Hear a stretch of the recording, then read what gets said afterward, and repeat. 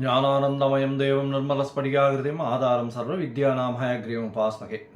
Akshara Annamalai YouTube channel நேயர்களுக்கு astro KS ஐயங்காரின் பணிவான நமஸ்காரங்கள். 2026 புது வருட ஆங்கில புத்தாண்டு பலன்கள். முதல்ல எல்லோருக்கும் என்னுடைய ஆங்கில புத்தாண்டு நல்வாழ்த்துக்கள். என்னுடைய சப்ஸ்கிரைபர்ஸ், என்னை ஃபாலோ பண்ணுறவங்க எல்லாருக்குமே உங்களுக்கு வாழ்த்துக்கள். சரி, இந்த 2026 புது வருஷம், எதனால் நம்ம இதை புது வருஷம்னு சொல்கிறோம் அப்படின்னா, ஃபினான்ஷியல் நியூ இயர் அப்படின்னு சொல்லக்கூடியது, அதாவது உலகம் மொத்தமே கடைபிடிக்கக்கூடிய கேலண்டர் இயர்னு சொல்லக்கூடிய 2026 வருடம் ஜனவரி மாதம் 1ஆம் தேதி அதிகாலை 00 ஹவர்ஸ் அப்படின்னு சொல்லக்கூடிய விஷயத்தை இந்த வருஷம் மார்கழி மாதம் 16ஆம் தேதி பிறகுறது. இந்த வருஷம் பார்த்தாலேயானால் நட்சத்திரம்னு பார்க்கும்போது ரோகிணி 1ஆம் பாதம், ரோகிணி நட்சத்திரத்தில் சந்திரன் உச்சம் பெற்ற நிலையில் பிறக்கக்கூடிய காலகட்டமாக அமைகிறது. இந்த வருஷத்தினுடைய பலன்கள் எப்படி இருக்கும் அப்படின்றது ஒரு ராசியாகவும் பார்க்கலாம், பொதுவான பலன்களையும் கொஞ்சம் பார்க்கலாம். முதல்ல இந்த வருஷத்தினுடைய கோல்சாரம் என்னென்ன மாற்றங்கள் வருது அப்படின்றத முதல்ல பார்ப்போம். இந்த வருஷத்தில் காலபுருஷ தத்துவத்தின் 2வது ராசியான ரிஷபத்தில் சந்திரன் உச்சம் பெற்றிருக்கார். மிதுனத்தில் குரு வக்ரம், சிம்மத்தில் கேது. அது தவிர பார்த்தாலேனால் உங்களுக்கு இந்த வருஷத்தில் சமசப்தமம் அப்படின்னு சொல்லக்கூடிய இடத்துல மாந்தி வருது. அதாவது இந்த வருஷம் பிறக்கும்போது 8ஆம் இடத்துல 4 கிரகங்கள், மாத கிரகங்கள்னு சொல்லக்கூடிய சூரியன், செவ்வாய், புதன் மற்றும் சுக்கிரன் இருக்கார். சனியும் ராகுவும் கும்பத்தில் இருக்கார். இந்த வருஷத்தில் பார்த்தீங்கன்னா வரக்கூடிய மாறுதல்கள் அப்படின்னு சொல்லப்போனால், எடுத்த உடனே 17/3/2026 அன்னைக்கு குரு வக்ர நிவர்த்தி ஆறுது. அதற்கு முன்னாடி பார்த்தோன்னா 6/3/2026 அன்னைக்கு சனி கும்பத்தை விட்டு மீனத்துக்கு போகிறார். அதனால் மேஷ ராசிக்காரர்களுக்கு 7.5 சனி ஆரம்பிக்கிறது. மகர ராசிக்காரர்களுக்கு 7.5 சனியிலிருந்து விடுதலை பெறுறது. இது ரெண்டும் ஒரு முக்கியமான விஷயம். அதே மாதிரி விருச்சிக ராசிக்காரர்களுக்கும் அர்த்தாஷ்டம சனி போகிறது. கடகராசிக்காரர்களுக்கு அஷ்டம சனியும் போகிறது. இது மாற்றங்கள். அதே மாதிரி பார்த்தாலேயானால் 17/3/2026 குருவினுடைய வக்ர நிவர்த்தி, குரு மிதுனத்தில் வக்ர நிவர்த்தி அடைகிறார் 17/3 அதற்கு பிறகு பார்த்தாலேயானால் 26/5/2026 குரு மிதுனத்திலிருந்து கடகத்துக்கு போகிறார். கடகத்தில் அவர் உச்சம் பெற்று போயிருக்கார். இந்த வருஷம் பார்த்தாலேயானால் பொதுவாகவே 12 மாதம் இருக்க வேண்டிய குரு 5ஆம் மாதத்துலேருந்து கிட்டத்தட்ட 10ஆம் மாதம் வரணும். அதாவது 5 மாதம் மட்டுமே அங்கே இருக்கார். அதாவது 20/10/2026 வரலும் தான் குரு கடகத்தில் இருக்கார். 20ஆம் தேதி அக்டோபர் மாதம் சிம்மத்துக்கு வந்துடுறார். கிட்டத்தட்ட ஒரு 5-6 மாதம்தான் அவர் அங்கே இருக்கார். இந்த மாதத்தில் வரக்கூடிய அடுத்த ஒரு பெரிய பயிற்சின்னு சொல்லக்கூடியது 13/11/2026 ராகு கேத்துவின் பயிற்சி. அதாவது ராகு கேத்து இரண்டுமே நிழல் கிரகங்கள். அதாவது அது சாயா கிரகங்கள் அப்படின்னு சொல்லக்கூடிய அவர்கள் நிழல் கிரகங்கள். தனித்துவம் என்பது அவர்களை பொறுத்தவரையிலும் கிடையாது. எந்த இடத்தில் இருக்கிறார்களோ அதை சார்ந்தே அந்த கிரகங்கள் நல்ல ஒரு ஏற்றத்தையும் இரக்கத்தையும் கொடுக்கக்கூடியது. இந்த வாட்டி பார்த்தாலேயானால் கும்பத்திலிருந்து மகரத்திற்கு ராகுவும், கேது சிம்மத்திலிருந்து கடகத்திற்கும் செல்கிறாங்க. அதாவது 13/11/2024 ஒரு 1.5 மாதம் முன்னாடி, இந்த வருஷத்தினுடைய கடைசி நாளில், கடைசி காலத்தில். சரி, இந்த மாதத்தில் என்னென்ன மாற்றங்கள் இருக்குது, இந்த வருஷத்தில் எப்படி இருக்கும், பொதுவாகவே என்னென்ன விஷயங்கள் நடக்க போகிறது அப்படின்றதையும் பார்க்கலாம். இந்த வருஷத்தில் பார்த்தாலேயானால் வருஷம் பிறக்கும்பொழுது கன்னியா லக்னத்தில் இருக்குது. 10ஆம் இடத்தில் அதாவது குரு இருக்கார், பரிவர்த்தனை யோகத்தில் இருக்கார். குருவும் புதனும் பரிவர்த்தனை யோகம், 4-10 பரிவர்த்தனை, மிகப்பெரிய ஏற்றம். இந்த வருஷத்தில் பார்த்தோன்னா நம்மளுக்கு பொதுவான பலன்கள் அப்படின்னு பார்க்கும்பொழுது தொழில் அபரிமிதமாக இருக்கும். அதுவும் கணக்கு தொழில்கள், ஷேர் மார்க்கெட் 85லிருந்து 95 வரலும் 95,000 பாயிண்ட்ஸ் வரலும் போகக்கூடியது நிச்சயமாக உண்டு. போன வருஷம், அதாவது 2025 நான் சொல்லியிருந்தேன், டிசம்பர் மாதத்துக்குள்ளே 85,000 பாயிண்ட்டு தாண்டக்கூடிய வாய்ப்புகள் அதிகம் அப்படின்னு சொல்லியிருந்தேன். ஏன்னா புதன் ரொம்ப ஸ்ட்ராங்காக இருந்ததுனால இந்த வருஷம் ஒரு 10,000 பாயிண்ட் வரலும் நிச்சயமாக மாற்றங்கள் ஏற்படுத்தும். 95,000 பாயிண்ட்டிலிருந்து 1,00,000 பாயிண்ட் வரலும் சென்செக்ஸ் வரக்கூடிய வாய்ப்புகள் நிச்சயமாக உண்டு. ஷேர் மார்க்கெட்டினுடைய இது வந்து ரொம்ப இன்க்ரீஸ் ஆகக்கூடிய வாய்ப்பு உண்டு. கணிதம் சார்ந்த துறைகள் எல்லாமே பலப்படும். அதை தவிர வந்து அனலிட்டிக்கல் ஆப்ஸ் எல்லாமே வந்து ரொம்ப அதிகமாக இருக்கும். அதை தவிர இந்த அக்கௌண்டிங் ஆப்ஸ் எல்லாம் வந்து நிறைய ஏறும். சார்ட்டர்ட் அக்கௌண்டன்ஸுக்கு டிமாண்ட்ஸ் ரொம்ப அதிகமாகும். அதிகமான சார்ட்டர்ட் அக்கௌண்டன்ஸ் அவைலபிளாக இருப்பாங்க. அது தவிர பார்த்தாலேயானால் பண வரவிற்கு பஞ்சம் இருக்காது. ஏன்னா கேந்திரத்தில் 4ஆம் இடத்துல வந்து திக்பலம் பெற்று சுக்கிரன் இருக்கிறது பெரிய விசேஷம். இதன் மூலியமாக ஆட்சியில் இருப்பதற்காக எடுத்துக்கொள்ளணும். அதனால் வந்து பண வரவிற்கு பஞ்சம் இருக்காது. எடுத்த காரியங்கள் எல்லாமே நிறைவேறும். இந்த வாட்டி பணப்புழக்கம் கொஞ்சம் அதிகமாகவே இருக்கக்கூடிய காலகட்டம். சுக்கிரனும் 4ஆம் இடத்துல இருந்து திக்பலம் பெறதுனாலையும், அதாவது இந்த கன்னியா லக்னத்துக்கு 4ஆம் இடத்துல இருக்கிறதுனால திக்பலம் பெற்று போகிறதுனாலையும், சந்திரனும் உச்சம் பெற்று போகிறதுனாலையும் பெண்களுடைய டாமினன்ஸ் இந்த வருஷம் ரொம்ப அதிகமாகவே இருக்கும். எந்த ஒரு விஷயத்திலையும் பெண்களுடைய ஆளுமை அதிகமாக இருக்கக்கூடிய வருஷமாக இந்த வருஷம் அமையும். கலைத்துறை, அதை தவிர வந்து பார்த்தோம்னா அழகு துறைகள், ஆடை விளம்பரம், அலங்காரம், இந்த மாதிரியான துறைகள் மிகவும் மேன்மை பெறக்கூடிய வாய்ப்புகள் நிச்சயமாக உண்டு. தண்ணீர் சம்பந்தப்பட்ட, பால் பதனிடுதல் சம்பந்தப்பட்ட துறைகள் மிகவும் ஏற்றத்தை கொடுக்கக்கூடிய வாய்ப்புகள் உண்டு. அரசாங்கத்திற்கு பார்த்தடையானால் இந்த விமானப்படை மூலியமாக, விமானம் பொருட்கள் மூலியமாக நிறைய ஏற்றம் வரும். இராணுவ தளவாடங்கள் விற்கிறதுல விமானம் சம்பந்தப்பட்ட விஷயங்களில் பெரிய ஏற்றம் வரக்கூடிய வாய்ப்புகள். ஏன்னா ராகு ரொம்ப ஸ்ட்ராங்காக இருக்கக்கூடிய காலகட்டமாக அமைய போகிறது. இந்த வருஷத்தில் பார்த்தடையானால் குருவும் உச்சம் பெற்று போகிறதுனால தங்கம் ஸ்திரமாகக்கூடிய வாய்ப்பு உண்டு. தங்கம் விலை பார்த்தோம்னா ஸ்திரமாக இருக்கக்கூடிய வாய்ப்புகள் நிச்சயமாக இருக்கும். ஸ்திரம் அப்படின்னா 12,000 to 15,000 ரேஞ்சிலேயே தான் இருக்கும்.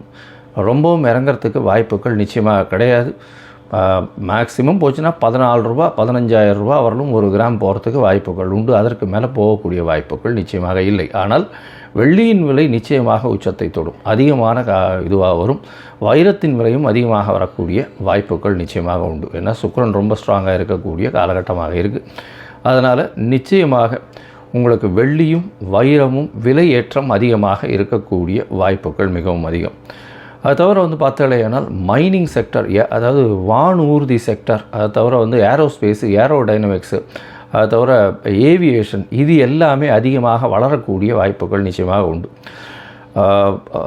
நெருப்பு சம்பந்தமான பிரச்சனைகள் வரக்கூடிய வாய்ப்புகள் உண்டு. 1-2 நெருப்பு இன்சிடென்ட்ஸ் நடக்கும். மோஸ்ட்லி இந்த வருஷத்தில் ஒரு பெரிய விபத்தை சந்திக்க வேண்டிய காலகட்டமாக நிச்சயமாக வரும். அது தவிர பார்த்தாலேயானால் இந்த வருஷத்தில் என்ன சொல்கிறது, அதாவது இது கீழ்த்தட்டு மக்கள் மூலியமாக சற்று புரட்சிகரமான பிரச்சனைகள் வரக்கூடிய வாய்ப்புகள் உண்டு. அதாவது என்ன சொல்கிறது, ஒரு எதிர்ப்பு குரல்கள் அரசாங்கத்தை நோக்கி அதிகமாக இருக்கக்கூடிய காலகட்டமாக அமையப்போகிறது. ஆனால் மொத்தத்தில் பார்க்கும்பொழுது தண்ணீர் பற்றாக்குறை இருக்காது. அதிகமான மழை பெருக்கம் இருக்கக்கூடிய வாய்ப்புகள் அதிக மழை வர்றதுனால வெள்ளங்கள் அதிகமாக இருக்கும். வெள்ளத்தின் மூலியமாக பயிர்கள் வேஸ்டாக போகக்கூடிய வாய்ப்பு. ஒரு பக்கத்தில் மழை அதிகமாக கொட்டி பயிர்கள் வேஸ்ட் ஆகக்கூடிய வாய்ப்புகள், அதாவது உணவு தானியங்கள் வேஸ்ட் ஆகக்கூடிய வாய்ப்புகள் உண்டு. இந்தியாவினுடைய ஏற்றுமதி இறக்குமதி சற்று பாதிக்கக்கூடிய வாய்ப்புகள் நிச்சயமாக இருக்கும்.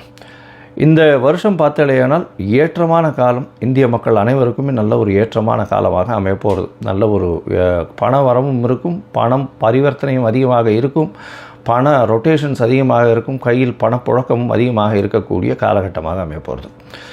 சரி, இப்போது மேஷம் முதல் ஒரு ராசியாக வந்து இந்த வருஷம் எப்படி இருக்குது அப்படின்றத பார்க்கலாம். 2026 இந்த மாறுதல்களை வைத்து பார்ப்போம். அதுக்கு முன்னாடி என்னுடைய மொபைல் நம்பர் கீழே ஸ்க்ராலிங்கில் போயின்னு இருக்கும். உங்களுக்கு அஸ்ட்ராலாஜிக்கல் கன்சல்ட் தேவைப்படுமே ஆயின் நீங்கள் எனக்கு ஃபோன் பண்ணுங்க. உங்களுக்கு அப்பாயின்மெண்ட்டு தரேன். உங்களுடைய date, time, place of birth, உங்களுடைய பெயர், உங்களுடைய தாய் தகப்பனார் பெயர், இதை அனுப்புங்க. என்னுடைய கட்டணம் என்னன்னு சொல்கிறேன். அந்த கட்டணத்தை வந்து போட்டுட்டு யூடிஆர் நம்பர் ஷேர் பண்ணுங்க. உங்களுடைய ஜாதகத்தை போட்டு சந்தி இருக்கான்னு பார்த்துட்டு, சந்தி இருந்ததே ஆனால் அதை தவிர்த்து என்ன இது பண்ண முடியும், உங்களுடைய நட்சத்திரம் என்ன, தசாநாதம் என்ன, தசை நடக்கிறது, உங்களுடைய லக்னம் என்ன அப்படின்றத குறித்து அதற்கு பிறகு உங்களோட அப்பாயின்மெண்ட் ஃபிக்ஸ் பண்ணிவிட்டு டிஸ்கஸ் பண்ணுறேன்.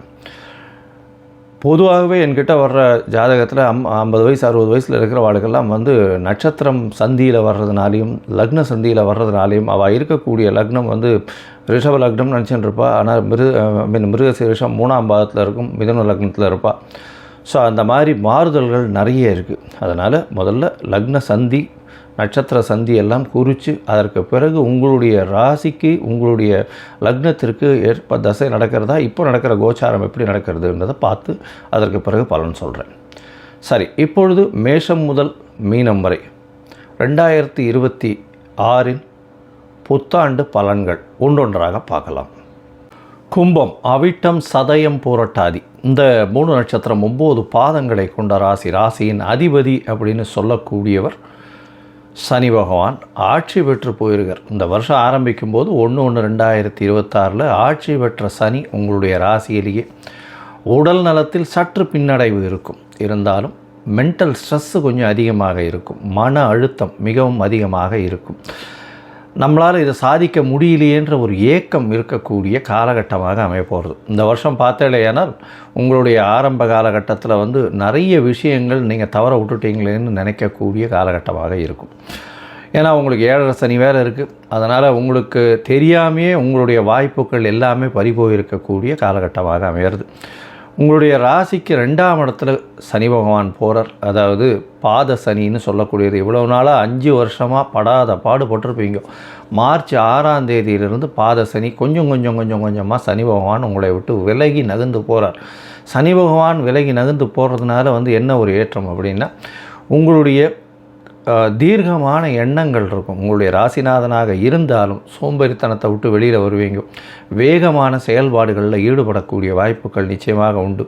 உங்களுடைய செயல்பாடுகளுக்கு அங்கீகாரம் வரக்கூடிய வாய்ப்புகள் நிச்சயமாக இருக்கும். இந்த காலகட்டத்தில் பார்த்தோன்னா உங்களுடைய ராசிக்கு 5ஆம் இடத்துல வக்கரம் பெற்ற குரு பகவான் இருக்கார். 5ஆம் மாதம் கடைசி வரலும், அதாவது 26/5/2026 வரலும் உங்களுடைய ராசிக்கு 5ஆம் இடத்துல இருக்கிறதுனால அது ஒரு பெரிய விசேஷம். ஏன்னா உங்களுடைய ராசியை பார்க்கறதுனால உடல் நலத்தில் சற்று கொஞ்சம் பெட்டராக இருக்கக்கூடிய வாய்ப்புகள் இருக்குது. அதுக்கப்புறம் அவர் 6ஆம் இடத்துக்கு போய்டுறார். 6ஆம் இடத்துக்கு போகிறதுனால சிறு சிறு மன கிளேசங்களை கொடுப்பார். புதிய கடன் சுமைகளை கொடுக்கக்கூடிய வாய்ப்பு. அந்த கடன்கள் சுப கடன்களாகவே அமையும். வேலை கிடைக்கக்கூடிய வாய்ப்பு, வேலையில் மாற்றங்கள் இருக்கக்கூடிய வாய்ப்பு இந்த காலகட்டத்தில் வரும். 2ஆம் இடத்துல சனி பகவான் வரும்போது குருவின் பார்வையும் அதில் விழுறது பெரிய விசேஷம். அதனால் குடும்பத்தில் கொஞ்சம் சலசலப்பு இருக்கக்கூடிய வாய்ப்பு உண்டு. இருந்தாலும் பணவரவிற்கு பஞ்சம் இருக்காது. இந்த குரு பகவான் உங்களுடைய ராசிக்கு கிட்டத்தட்ட ஒரு 5 மாதம் 6ஆம் இடத்துல இருக்கார். 6ஆம் இடத்துல இருக்கும்பொழுது பார்த்தேனால் சிறு சிறு தொல்லைகளை ஏற்படுத்துவார். இருந்தாலும் உங்களுடைய ராசிக்கு 12ஆம் இடம் 2ஆம் இடம் ரெண்டுத்தையும் பார்க்கறதுனால தூக்கங்கள் கெடாமல் இருக்கும். வெளிநாடு வெளியூர் சற்று வேலை நிமித்தமாக போயிட்டு வரக்கூடிய வாய்ப்பு இருக்கும். அலைச்சல் கொஞ்சம் அதிகமாக இருக்கும். பாத சனின்றதுனால சற்று செலவுகளும் கொஞ்சம் அதிகமாக இருக்கக்கூடிய வாய்ப்புகள் உண்டு. இந்த காலகட்டத்தில் பார்த்தோன்னா உங்களுடைய ராசியிலேயே ராகு பகவான் 11ஆம் மாதம் வரலும் இருக்கார். அந்த 11ஆம் மாதம் வரலும் இருக்கும்பொழுது அபரிமிதமான அலைகள் இருக்கும். அலைகள் என்ன இருக்கும் அப்படின்னு பார்த்தோன்னா, இந்த சாதிக்க முடியாத விஷயங்களையும் கையில் எடுத்துக்கொண்டு அதுக்குன்னு ஓடுவீங்க. அதனால் சில விஷயங்களில் பின்னடைவை சந்திக்கக்கூடிய வாய்ப்புகள் உண்டு. இருந்தாலும் உங்களுக்கு நிச்சயமாக வெற்றி வரும். எப்போது 11ஆம் மாதத்துக்கு மேலே தான் அந்த வெற்றி இலக்கை நீங்கள் அடைய முடியும். ஏன்னா குருவின் பார்வை ராகுவின் மேலே விழுறது. 12ஆம் இடத்துல ராகு இருக்குது. வெளிநாடு ஷார்ட் ட்ரிப் போயிட்டு வரக்கூடிய, இடத்தை விட்டு வெளியில் போயிட்டு வரக்கூடிய வாய்ப்புகளையும் நிச்சயமாக கொடுக்கும். மொத்தத்தில் பார்க்கும்பொழுது இந்த வருஷம் 2026 கும்பராசிக்காரர்களுக்கு ஒரு மிதமான வருஷமாகவே இருக்கும். ஏன்னா 7.5 சனி போயின்னு இருக்குது. 2ஆம் இடத்துல சனி பகவான் இருக்கார். குடும்பத்தில் சில சர்ச்சைகள் இருக்கும். பேச்சில் ரொம்ப கட்டுப்பாடாக இருக்கிறது ரொம்பவே நல்லது. பணவரவிற்கு பஞ்சம் இருக்காது. தேவையற்ற செலவுகள் கொஞ்சம் அதிகமாகவே போகக்கூடிய வாய்ப்புகள் இருக்கும். குரு பகவானின் பார்வை இருக்கிறதுனால ஓரளவு கட்டுப்பாட்டுக்குள்ளே இருக்கும். இருந்தாலும் 6ஆம் இடத்துல குரு பகவான் போய் இருக்கிறதுனால கொஞ்சம் உடல் நிலையில் கான்சன்ட்ரேஷன் ஜாகிரதையாக இருக்கிறது நல்லது. ஏன்னா 6ஆம் இடத்துல குரு பகவானும் மறைஞ்சு போகிறதுனால உடல் நலத்தில் ஜாகிரதையாக இருக்கிறது நல்லது. தூக்கத்தை கண்டிப்பாக மினிமம் ஒரு 6லேருந்து 8 மணி நேரமாவது தூங்குறது ரொம்பவும் நல்லது. தூக்கம் கெடக்கூடிய காலகட்டமாக இருக்கும். 12ஆம் இடத்துல ராகு இருக்கிறதுனால அலைகள் ஓடிண்டே போகும். அதனால் உங்களை கண்ட்ரோல் பண்ண முடியாத அளவுக்கு இருக்கும். ஏன்னா ராசியிலேயே ராகு இருக்கார்.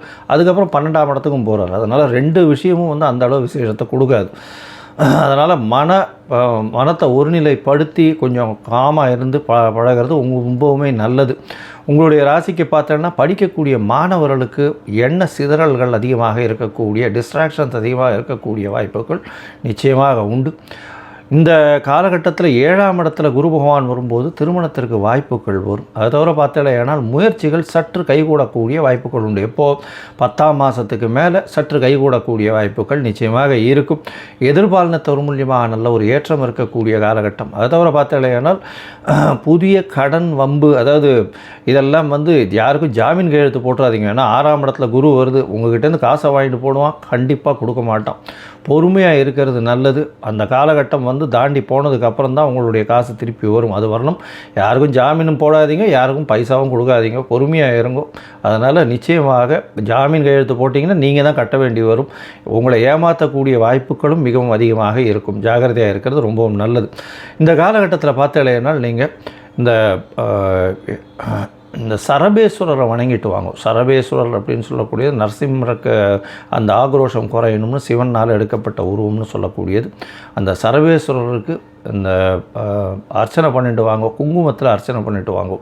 உங்கள் மேலே ஏவப்பட்ட பில்லி சூன்யம் இந்த மாதிரியான விஷயங்களும் சரி, ஏவல் இந்த மாதிரியான விஷயங்களும் சரி, இந்த சனியின் தாக்கமும் சரி, நிச்சயமாக உங்களுக்கு விட்டு போகக்கூடிய வாய்ப்புகள் உண்டு. அதை தவிர பார்த்தலையானால் வாரம் உங்களால் முடிஞ்சதுன்னா அருகில் இருக்கக்கூடிய விநாயகர் கோவிலில் தயிர் சாதம் பிரசாதமாக எல்லாருக்கும் விநியோகம் பண்ண சொல்லுங்க. உங்களால் முடிஞ்சதுன்னா அது பண்ணலையானால் கண்டிப்பாக உங்களுக்கு வரக்கூடிய வந்த பிரச்சனைகள் எல்லாமே கண்டிப்பாக சூரியனை கண்ட பனி போல விலகி செல்லும்.